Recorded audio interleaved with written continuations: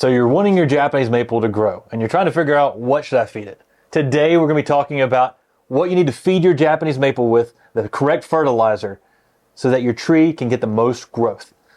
Now guys, I'm Tim Nichols, we're MrMaple.com. We ship trees directly to your door. Make sure you subscribe here on the Mr. Maple Show because we put out daily content, much of that about Japanese maples and a lot of that about trying to teach you how to grow your Japanese maples properly. Y'all, today we're going to talk about fertilizers. And fertilizers, it's a mixed bag. I mean, you've got all these different things and all this information out there about fertilizers, and it's tricky. Which fertilizers should you use? Well, as someone who's been growing Japanese maples for their entire life, I can help direct you in the right way. Fertilizer is nutrients. Most fertilizers are rated on N, P, and K. Those are three numbers that you see there on the package. The first number is the N, the nitrogen. The P, that's the phosphorus, that's the second number. And the potassium is the third number. Now, when we're talking about fertilizers, when you add these fertilizers to your tree, it grows. And the tree's going to grow naturally without these fertilizers, but by adding these fertilizers, you can get an increased amount of growth. Now, there's so many fertilizers out there on the market, so what should we use? Well, first off, I'm going to tell you what not to use. Years ago, Matt and I, we used to be out at tailgate market selling Japanese maples. And there was a gentleman who had Emperor 1s, and they were as old as our 1 gallons, but they were 6 feet tall. And what he had done is he had actually went and fertilized them with fish emulsion. And fish emulsion actually exaggerated the growth and it stretched out quite a bit. Unfortunately, when you over-fertilize Japanese maples and you stretch out their cambiums, the part of the tree that takes up the nutrients and water from the roots to the top of the tree, when you have an environmental stress, it can cause a lot of damage. This same gentleman who had been fertilizing with this fish emulsion and growing the trees really, really quickly, when we had a cold spell in the early spring, the next spring, many of his trees died. He lost almost everything that he'd been producing because he had been fertilizing with the wrong stuff. Fish emulsion can promote growth. It can actually get it to grow really quickly, but it's not a well-balanced approach and creates an unhealthy tree that is more susceptible to a lot of issues. And so that is one thing that I highly recommend staying away from is that fish emulsion. Using once or twice isn't going to make that big of a deal. You might promote some growth with it, but continued use and pushing with fish emulsion, definitely a bad idea. This problem of fertilizing with the wrong things is why J.D. Vertrees in his book says not to fertilize. And I don't take that same approach, but you understand by doing it incorrectly, you can damage your tree and make it less healthy than it would be without the fertilizers. And so it's important to realize what I should fertilize with and what I shouldn't fertilize with. But while J.D. Vertrees is trying to avoid people making the mistakes, there is benefits to fertilizer. It makes your trees grow faster. If you set up an experiment where you don't fertilize over here with these trees and the exact same style trees you fertilize over here, you will see more growth out of the ones that you do fertilize. So if you're wanting to promote growth, we heavily recommend using something like 10-10-10. Now with fertilizers, you have three numbers. You've got your N, your P, and your K. You've got your nitrogen. That's the first number. That promotes a lot of top growth. Then you've got your phosphorus. That's your second number. That promotes root growth. And then what you have in your third is your potassium. And this actually promotes a lot of health and helps the plant be able to go through stresses.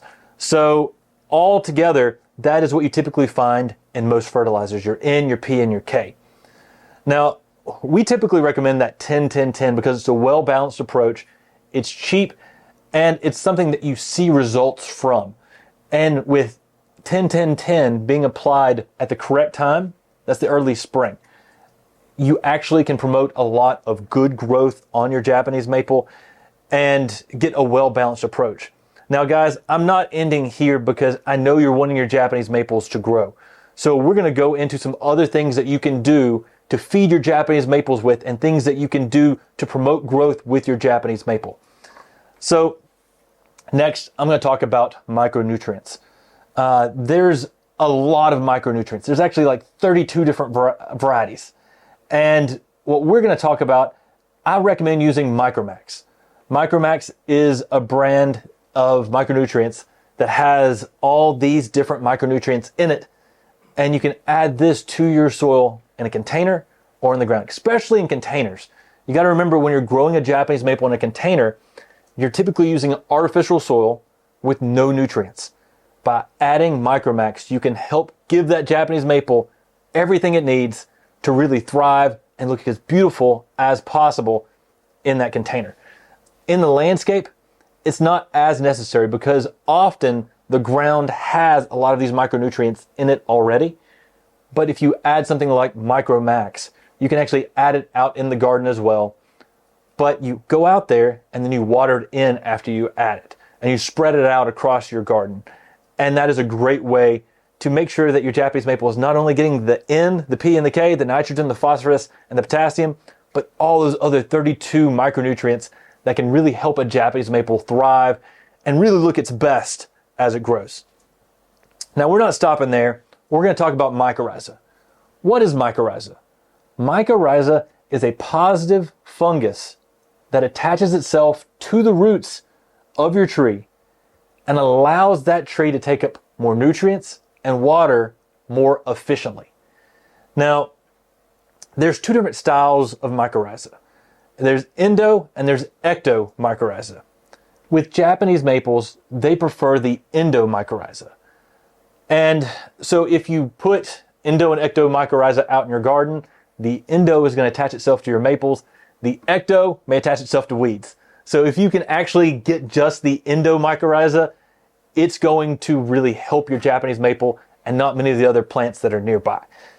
Now, with the mycorrhiza, it forms colonies on your roots, and they create a positive relationship with your Japanese maple, especially if it's in a container. And this allows the plant to take up water, nutrients more efficiently. So it's going to be able to take up that Micromax better. It's going to be able to take up that NPK in your 10-10-10 fertilizer you're using better and more efficiently.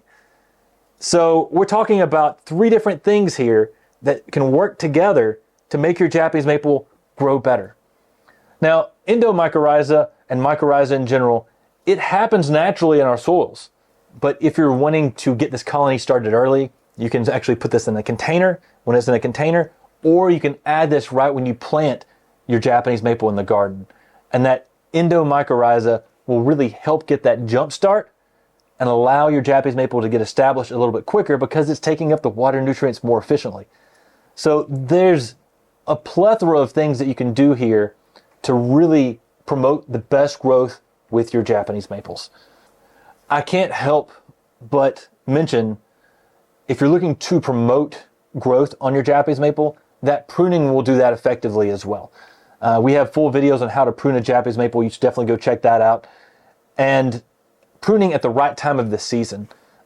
Pruning in that late winter to early springtime can really exacerbate your growth and really push out a lot of growth on a Japanese maple, especially in that early springtime. And if you're feeding your Japanese maples with 10-10-10 and you're giving them some micronutrients like Micromax, and then you're giving that mycorrhiza on top of that, your tree's going to shine, it's going to be beautiful, and it's going to really be that focal point in the garden that you're really trying to get it to be.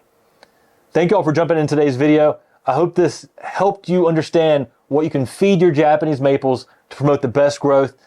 And if you like this type of content, make sure to like this video and make sure you're subscribed here on the Mr. Maple Show. Take care, God bless, and have a great day.